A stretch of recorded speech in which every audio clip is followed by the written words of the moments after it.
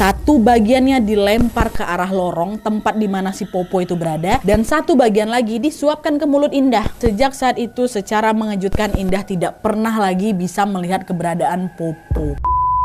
Hai, wassalamualaikum warahmatullahi wabarakatuh. Terima kasih sudah klik video ini. Di KHW Jawa Timur ini aku akan menceritakan kisah yang gak cuman serem aja, tapi juga mengharukan. Kisah ini berawal dari Wawa yang punya temen goib dari kecil yang berwujud tidak biasa, yaitu singa. Nah, tanpa disadari hal ini sangat meresahkan keluarganya Wawa hingga akhirnya mereka ini pun dipisahkan. Tapi ternyata setelah dipisahkan inilah hal-hal menyeramkan mulai menimpa Wawa dan juga keluarganya, serta menjawab apa hubungan sebenarnya antara Wawa sama si teman goibnya itu. Oke, jadi kisah yang aku sampaikan malam ini dikirim sama Wawa aku yang kita sebut aja namanya Indah dari Madura, Jawa Timur. Halo Indah. Nah, sebelum kisahnya kita mulai, aku mau disclaimer dulu kalau sesuai permintaan Indah, karena ini juga berkaitan dengan keluarga besarnya, maka untuk menjaga privasi semua nama sudah aku samarkan, ya. Nah, lanjut lagi, Jadi ceritanya kisah horor yang dialami sama Indah ini bermula pada tahun 2007 lalu ketika Indah masih berusia 6 tahun. Pada saat itu Indah dan orang tuanya lagi berkunjung ke rumah Om Sutris, omnya si Indah, karena memang ada acara keluarga di sana. By the way, rumahnya si Om Sutris ini memang selalu menjadi tempat untuk kumpul keluarga, karena rumah Om Sutris itu dulunya adalah rumahnya Eyang Kakung dan juga Eyang Utinya siapa? Indah, orang tua dari bapaknya Indah. Tapi Kakung sama Uti ini udah lama meninggal dunia, sebelum si Indah ini lahir. Jadi sekarang rumahnya ditempati oleh kakak tertuanya bapak siapa? Om Sutris itulah. Nah, selama berkunjung di rumahnya Om Sutris ini, Indah ini akan bermain dengan para sepupunya. Tapi gegara Indah ini yang paling muda di antara para sepupu yang lain, dia ini jadi merasa kurang bisa berbaur gitu loh. Yang lain udah pada tua-tua gitu. Alhasil di sana Indah pun lebih suka menyendiri. Nah, di rumahnya Om Sutris ini terdapat lorong kosong yang cukup terang dan juga terbuka. Indah pun memilih untuk duduk di lorong itu sambil menggambar. Nah, karena saking asiknya menggambar, Indah ini sampai nggak sadar kalau ternyata ada yang lagi duduk di sampingnya dia. Dan bisa kalian tebak itu siapa yang duduk sampingnya? Sepupunya Nadia? Bukan. Om Sutris, bukan. Kalian tahu apa, Yang sedari tadi duduk di sampingnya Indah adalah seekor singa.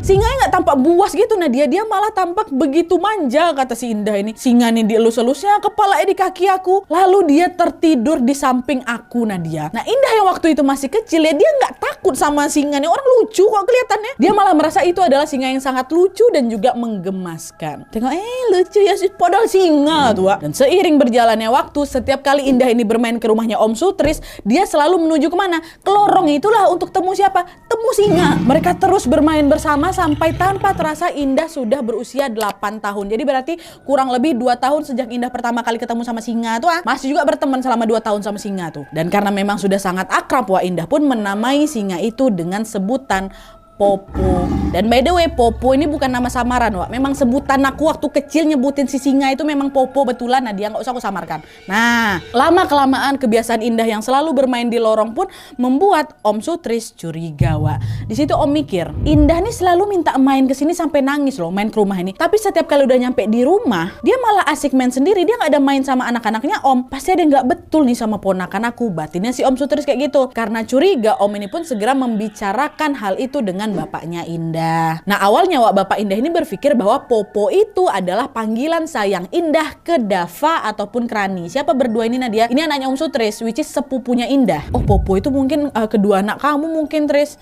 Mas, Indah itu tiap kali main ke rumah, Mas, dia nggak pernah main sama Dava Marani loh. Pasti Popo itu bukan panggilan ke anak-anak aku, Mas. Aku yakin anakmu ini agak beda dari yang lain. Cobalah kamu tanyakan ke Indah dulu siapa Popo itu sebenarnya. Nah, sesuai sarannya dari Om Sutris, sesampainya di rumah, bapak pun nanyalah ke Indah.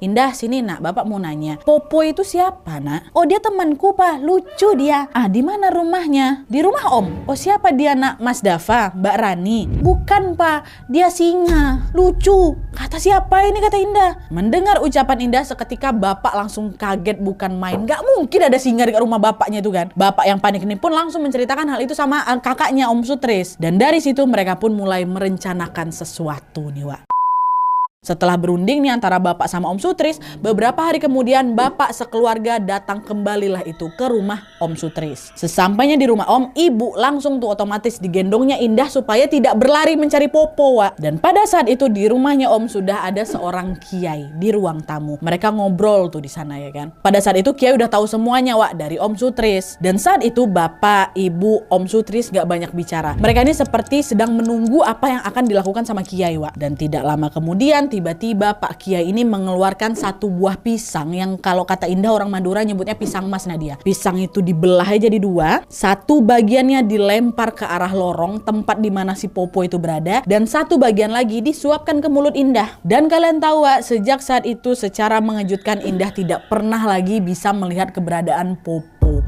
Sampai sini pasti kalian tahu kalau Popo ini bukan singa sungguhan, memang bukan. Popo adalah sosok astral, bentuknya singa memang. Nah terus kenapa Popo ini bisa ada di rumahnya si Om, di rumahnya Kakung ini? Ya itulah, kalian tontonlah sampai akhirnya, nanti ada jawabannya tuh. Dan semenjak pisah sama Popo ini, Wak, entah kenapa Indah ini jadi parnoan dan merasa seperti ada sesuatu yang janggal gitu loh di sekitar dia. Hal itu terus terjadi berulang-ulang hingga saat dia ini masuk kelas 1 SMP. Salah satu kejadian yang bikin si Indah ini parno adalah ketika pada suatu pagi Indah ini lagi jadwal piket kelas, Wak, di sekolahnya. Nah pas dia lagi nyapu-nyapu kelas, tiba-tiba dia mendengar ada banyak suara orang berteriak dari luar kelasnya. Kagetlah dia kan, buru-buru lah dia lari keluar untuk melihat apa yang sebenarnya terjadi. Dan ternyata, Wak, dari depan pintu kelas itu Indah melihat sekolahnya masih sepi, belum ada orang yang datang, paling cuma 1-2 orang aja yang datang. Nadia, tuh tadi yang teriak siapa tuh? Meski masih keheranan, Indah pun memilih untuk tidak terlalu memusingkan hal itu. Oh tuh mungkin perasaan aku aja lah ya kan. Nah singkat cerita, Wak, masih dari yang sama nih ya, pelajaran hari itu pun dimulai. Awalnya semua berjalan baik-baik aja, sampai akhirnya pada jam 8:30 pagi di depan kelasnya Indah lewatlah ini beberapa orang guru yang tampak sedang menggotong seorang siswi. Kenapa tuh si kawan itu? Ngebatin lah siapa ini kan si Indah. Dan ternyata usut punya usut, siswi yang lagi digotong sama si guru itu lagi kesurupan, Wak. Dan tidak lama kemudian tiba-tiba terjadilah itu kesurupan massal di sekolahnya Indah. Dan itu adalah kali pertamanya aku nengok kesurupan dia. Langsung heboh pagi itu sama kesurupan massal tuh. Dan sejak kejadian itu Indah sadar kalau ada yang berubah dari dirinya, Wak. Entah kenapa nih, Wak, ya, Indah ini jadi sering mendengar suara-suara aneh di telinganya dia. Mulai dari suara orang nangis, suara orang tertawa, suara orang teriak, dan lain-lain. Tapi suara itu cuma didengar sama si Indah aja, Wak. Dan setiap kali suara aneh itu muncul, pasti Nat, nggak lama kemudian terjadi kesurupan. Nggak pernah nggak ada suara-suara aneh, habis itu kesurupan tuh bentar lagi. Dan hal itu terjadi berulang-ulang, Wak. Sampai kapan? Sampai Indah nih masuk SMK. Ada lagi nih kejadian waktu di SMK nih, Wak. Pada saat itu dia sedang mengikuti masa orientasi di sekolahnya. Nah entah kenapa, Wak, Indah nih jadi makin sering mendengar suara aneh lagi. Kalau dulu dia hanya mendengar suara aneh itu sekali dalam sehari, kali ini waktu dia dari SMK-nya dia bisa mendengar hingga lebih dari 5 kali dalam sehari. Bayangkanlah kalau kalian jadi si Indah tuh. Meski merasa aneh dengan hal itu, Indah masih berusaha untuk mengabaikannya. Sampai tibalah pada suatu malam ada nih, Wak, satu rangkaian acara orientasi yang mengharuskan Indah dan teman-temannya menginap di sekolah. Nah pada saat itu Indah ini meminta tolong ke salah satu seniornya untuk diantar ke kamar mandi. Gara-gara apa? Indah kebelet pipis. Nah pas lagi di dalam kamar mandi, Wak, lagi-lagi Indah mendengar ada suara orang yang lagi menangis. Karena ketakutan Indah pun langsung buru-buru keluar dari kamar mandi kan. Tapi ternyata waktu udah mau balik lagi ke kelas, kakak seniornya pula mau pipis. Jadi mau nggak mau ya udah sekarang gantian lah Indah yang nunggu dia di luar, kakaknya masuk ke dalam kamar mandi. Di saat itu Nadia perasaan aku udah makin gak karu-karuan, udah nggak enak aja pokoknya. Sampailah ketika Indah menengok ke samping ke arah tangga yang memang berada pas kali di samping kamar mandi itu, dari sudut matanya Indah melihat ada sepasang kaki berwarna hitam gosong lagi berdiri di situ. Nah itulah kali pertama aku tutul ketakutan setengah matinya. Dan ini nih, Wak, ya, di saat yang bersamaan secara mengejutkan kedua telinganya Indah tiba-tiba bedengingnya kencang gak wajar. Sakit kali. Memang sampai kesakitan si Indah nih, Wak, saking kencangnya. Dan tanpa sadar Indah nih pun berteriak, berhenti, sakit katanya. Aku udah gak ingat lagi apa yang terjadi setelah itu, Nat. Gegara apa? Pingsan si Indah nih langsung, Wak. Ya Allah, seram kali kejadian ini, betul-betul menegangkan, Wak. Bentar, haus aku. Ya minum dulu ya.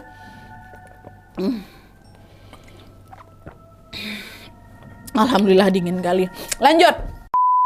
Nah, entah Indah ini udah pingsan berapa lama, Wak, tapi yang jelas pada saat dia terbangun, dia sudah berada di ruang UKS bersama guru sama kakak seniornya. Kakak senior yang nemenin dia pipis tadi tuh, Indah nanya lah kan, "Aloh, aku kenapa? Kok aku ada di UKS?" Gurunya jawab, "Kamu tadi pingsan, Nak, di depan kamar. Kamar mandi maksudnya. Kegiatan malam ini dibatalkan, Nak, karena ada banyak siswa yang tiba-tiba kesurupan." Mendengar hal itu, Indah pun ngebatin lagi. Tuh kan, betul kan? Tiap kali ada suara-suara aneh, pasti mau ada kesurupan. Tapi kalau memang suara aneh itu pertanda mau kesurupan, terus suara denging yang aku dengar tadi itu pertanda apa? Tadi aku juga tiba-tiba lihat penampakan loh. Apa suara denging itu tanda kalau ada hantu di sekitar aku? Karena memang baru pertama kali itu, Nadia, telingaku berdenging sekeras itu. Biasanya kan kita memang pernah berdenging kan, kayak nging tuh kayak masih santai lah gitu. Ini berdenging kali sampai kesakitan. Dan baru pertama kali itu juga lah aku lihat penampakan Nadia. Kata si Indah, kenapa aku nih sebenarnya, dalam hatinya si Indah waktu itu, Wak. Dan dugaan Indah ini ternyata memang gak meleset. Sejak kejadian itu, entah kenapa si Indah ini makin peka lagi, Wak, dengan keberadaan makhluk-makhluk astral. Suara orang ketawa, nangis, teriak yang sering dia dengar itu masih sering muncul juga. Dan pada saat itu telinganya juga mendadak sering berdenging. Dulu kan cuma suara ketawa, nangis, teriak gitu, sekarang udah tambah berdenging. Dan hal itu pun terus berlanjut sampai puncaknya adalah ketika Indah mengikuti suatu acara perkemahan pramuka dari sekolahnya. Nah, jadi, Wak, ceritanya pada saat Indah ini kelas 3 SMK, dia ikutlah dalam satu perkemahan yang pesertanya adalah seluruh satuan pramuka se-Jawa Timur. Jadi memang acaranya ramai kali, Wak. Nah, bumi perkemahan yang mereka tempati ini cukup luas dan berseberangan dengan pemukiman warga. Nah, ketika si Indah dan teman-temannya sudah lagi sedang berkumpul di sekitar tenda, tiba-tiba adalah ini seorang ibu-ibu, which is dia adalah warga sekitar, yang datang menghampiri mereka. Pada saat itu mereka saling berkenalan lah sama si ibu ini kan, sempat juga ngobrol-ngobrol. Sampai tiba-tiba dengan nada khawatir si ibu ini bilang, "Cahayu, kok berani ya panitia kemahnya kalian ini buat acara di sini tanpa selamatan dulu? Semoga aja nggak terjadi apa-apa ya, Cahayu ya." Ucapan itu langsung membuat Indah ini agak bingung, Wak. Kenapa harus selamatan? Emang ada apa tempat ini? Dan tadinya Indah ini hanya menganggap ucapan ibu tadi hanya untuk menakut-nakutin mereka, Wak. Tapi ternyata dugaan itu salah besar. Di malam hari pada saat acara pentas seni sudah dimulai, tanpa diduga-duga terjadilah sebuah peristiwa yang sangat-sangat menggemparkan. Dimana pada saat itu ceritanya, Wak, setelah acara Api Unggun selesai, mereka mengadakan pentas seni yang sangat meriah lah di situ. Beberapa orang perform gitu kan, beberapa perwakilan dari sekolah. Pada saat itu semua orang saling bersorak, Wak, semua bersuka cita lah. Tapi keseruan malam itu terganggu karena telinganya Indah mendadak berdenging lagi. Dengingan tuh terdengarnya halus aja, Nadia, tapi nggak berhenti-henti. Biasanya kan kita kalau berdenging bentar aja kan. Ini lama. Terus kayak gitu. Dan hal itulah yang membuat Indah ini jadi nggak fokus sampai dia berkali-kali nepuk telinganya sendiri. Dan lama-kelamaan, Wak, denging itu terdengar makin kencang dan disusul lagi dengan suara banyak orang yang menangis dan berteriak. Bayangkan sama kalian. Tanpa sadar Indah pun mencengkram tangan kedua teman yang memang lagi duduk di sebelah kanan dan kirinya. Di situ Indah teriak, "Aduh, telingaku, Wak, telingaku sakit," katanya. Bersama dengan Indah yang telinganya semakin kesakitan itu, suasana di lapangan yang semula meriah tadi, Wak, mendadak berubah kacau tuh kalian. Lagi-lagi tepat pada saat itulah tiba-tiba terjadi apa, Wak? Kesurupan massal. Dalam waktu singkat suasana langsung berubah mencekam, Nadia. Para warga yang sedang menonton pentas seni itu pun langsung turun, Wak, ke lapangan untuk bisa membantu panitia. Semua peserta yang masih hadir termasuk Indah langsung dikumpulkan lah itu kan ke depan pos registrasi. Sesampai di depan pos, Wak, Indah ini tiba-tiba melihat ada sesuatu yang tampak berwarna hitam gelap di ujung lapangan. Awalnya dia mengira itu hanya bayangan pohon yang terkena cahaya lampu aja kan, Wak. Tapi semakin diperhatikan, Indah pun sadar kalau itu ternyata sosok hitam berbulu yang sangat besar dan kukunya panjang kali. Kelihatan dari jauh, Nadia. Melihat sosok itu Indah nge-freeze, Wak, bergetar langsung badannya gegara ketakutan. Refleks dia pun langsung nundukin kepalanya kan. Dan bersama dengan itu suara denging di telingaku, Nadia, terdengar makin kencang lagi. Saking kencangnya suara denging itu, Wak, membuat Indah ini kesakitan sampai dia menangis sesenggukan. Nah, karena situasi udah mulai kacau, Wak, para panitia pun segera langsung menuntun Indah dan peserta lainnya ke masjid terdekat karena Indah dipikirnya juga kesurupan nih, Wak. Di saat mereka berusaha untuk menenangkan Indah, sayangnya suara denging itu juga belum berhenti dan membuat Indah semakin tersiksa lagi, Wak. Indah yang ngerasa udah gak kuat pun refleks langsung menutup telinganya dengan kedua tangannya sambil berteriak, "Tolong, tolong hentikan, tolong, telingaku sakit. Berhenti, suruh mereka berhenti, aku mohon," katanya. Telingaku betulan deh kayak mau pecah. Nat, macam mau pecah. Saking nggak tahan ya, aku bukan nangis lagi, aku bentur-bentur kan kepala aku ke tembok saking sakitnya tuh. Teman-temannya Indah yang panik pun langsung berusaha menghentikan Indah kan, Wak. Dengan khawatir mereka bilang, Indah stop, jangan kau gitu kan, jangan kau benturkan kepala aku ke tembok, luka nanti, kau ini kenapa nih? Ketika teman-temannya sedang berusaha untuk menahan Indah, tiba-tiba datanglah ini, Wak. Seorang bapak-bapak warga sekitar menghampiri mereka. Kita sebut aja jalan namanya Pak Bono ya. Nah, Pak Bono ini bilang ke Indah, halo, ini dengar suara bapak nggak, Nak? Indah dengar, ganggu lah dia kan, masih nangis nih. Bapak itu nanya lagi, kamu siapa? Indah, Pak. Indah, katanya. Oh, alhamdulillah nggak kesurupan anak ini berarti. Ayo tolong yang lain banyak-banyak takbir dan juga salawat. Coba dua orang teman kalian,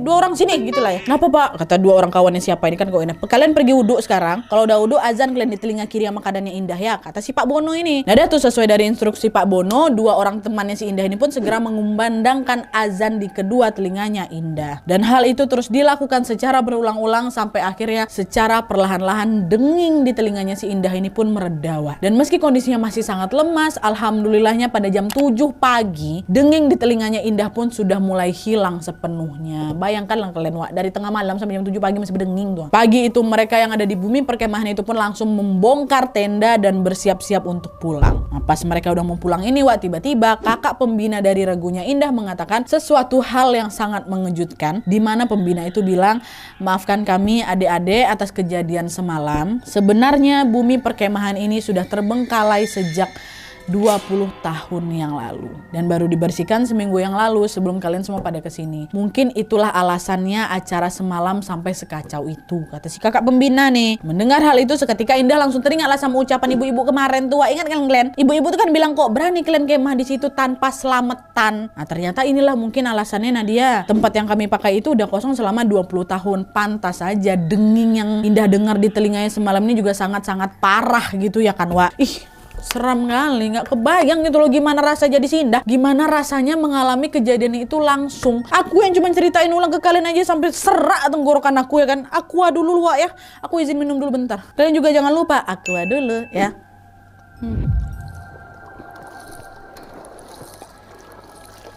Masya Allah, sejuk kali, Wak. Langsung dingin alami rasanya tenggorokan aku nih. Lanjut lagi.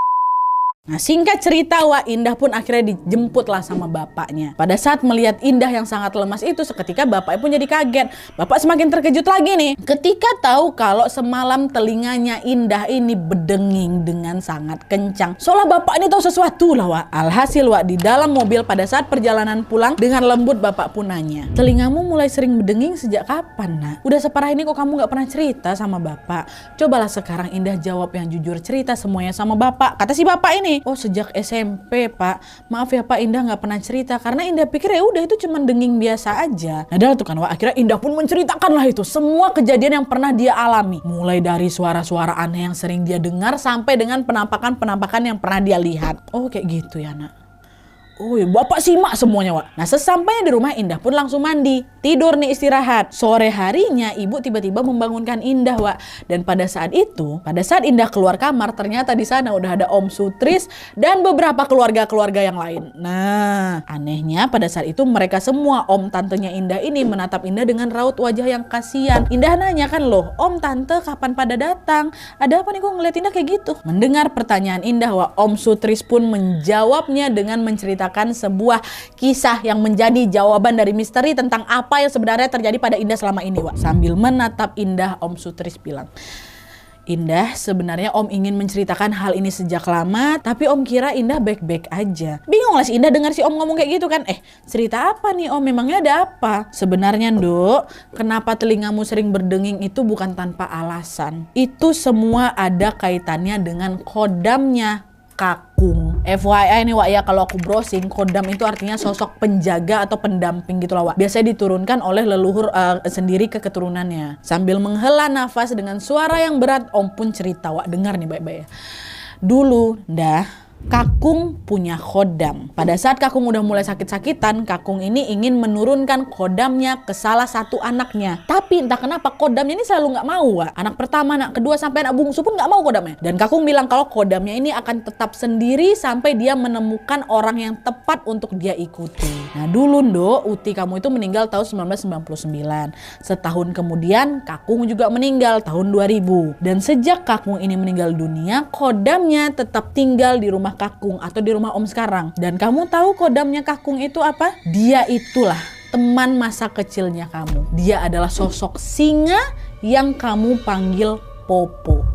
Kamu ingat Nduk? Kata si Om Sutris. Cerita Om itu Nadia betul-betul buat aku melongo. Gak sempat lagi aku mau jawab apa-apa. Udah gak bisa lagi. Aku cuma bisa ngangguin kepalaku. Oh ya Popo. Nah Om pun lanjut cerita lagi nih Wak. Dulu Nduk, Kakung ini sangat ingin melihat semua cucu-cucunya. Semua anak dari anak-anaknya gitu loh. Nah sebelum Kakung meninggal, hanya bapak mula yang belum ngasih cucu untuk Kakung. Karena kamu ini baru lahir setahun setelah Kakung berpulang kan. Dan saat kamu tumbuh besar, kami juga betul-betul kaget nih waktu tahu ternyata kamu berteman sama Popo, sosok singa ini, khodamnya Kakung. Dari situlah Om sama bapakmu tahu kalau ternyata orang yang dipilih oleh khodamnya Kakung adalah siapa? Kamu. Dan dia Nduk akan mengikuti kamu kemanapun kamu pergi dengan syarat harus ada kesepakatan dulu antara dia dan pemiliknya, which is antara Indah yang dipilih sama Popo. Indahnya ini harus setuju dulu gitu loh Wak. Tapi gara-gara pada saat itu kamu masih kecil ya, kamu kan masih nggak tahu apa-apa nih dan belum bisa membuat kesepakatan di antara kamu sama Popo kan.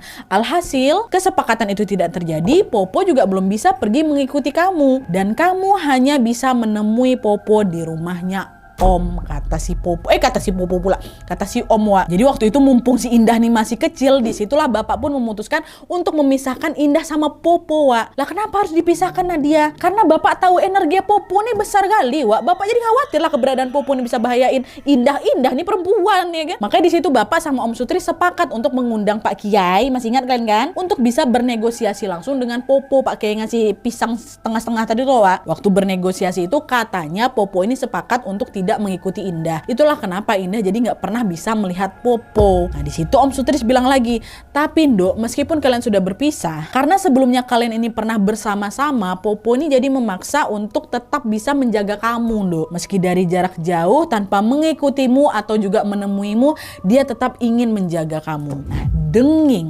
Denging yang sering kamu dengar itu adalah, aduh merinding aku, itu adalah pertanda dari Popo kalau ada bahaya di sekitar kamu. Makanya itu Wak, setiap kali berdenging telinganya si Indah ini kan, pasti habis itu terjadi kesurupan. Tapi ternyata suara itu justru menyiksa kamu ya Nduk ya. Kami nggak tahu Nduk, kami mohon maaf. Nah sekarang ayolah kita temui Kiai itu lagi untuk membantu kamu ya nak, kata Pak Sutris. Nah dia tuh Wak, singkat cerita mereka pun berangkatlah ke pondok pesantren tempat Kiai itu tinggal. Dan di sanalah mereka menceritakan semua yang dialami oleh Indah. Mendengar hal itu, Kiai pun bilang, gangguan yang kamu alami pada saat di kemah kemarin itu sangat menyiksa kamu ya Nduk ya. Iya Pak, sakit kali sampai saya jedor-jedor kan kepala saya itu ke tembok. Nah kamu mau tahu nggak itu kenapa Nduk? Kenapa Pak Kiai? Karena di sana di bumi perkemahan itu ada banyak sekali makhluk-makhluk yang bisa mencium bau dari khodamnya Kakungmu. Jadi makhluk-makhluk yang ada di bumi perkemahan itu bisa mencium nih. Ini gak ada singa itu tuh gitulah. Dan khodam itu atau Popo itu atau singa itu tahu kalau tempat itu berbahaya. Itulah kenapa dia berusaha untuk memperingati kamu sejak awal Nduk. Tapi karena energi khodam Kakungmu ini sangat kuat, hal itu justru menarik banyak makhluk yang ingin masuk ke dalam tubuh kamu. Dan sebenarnya mereka gagal masuk ke dalam tubuhmu. Kan memang gak kesurupan si Indah ini kan. Karena apa? Karena khodam itu selalu menjaga siapa ini, menjaga siapa?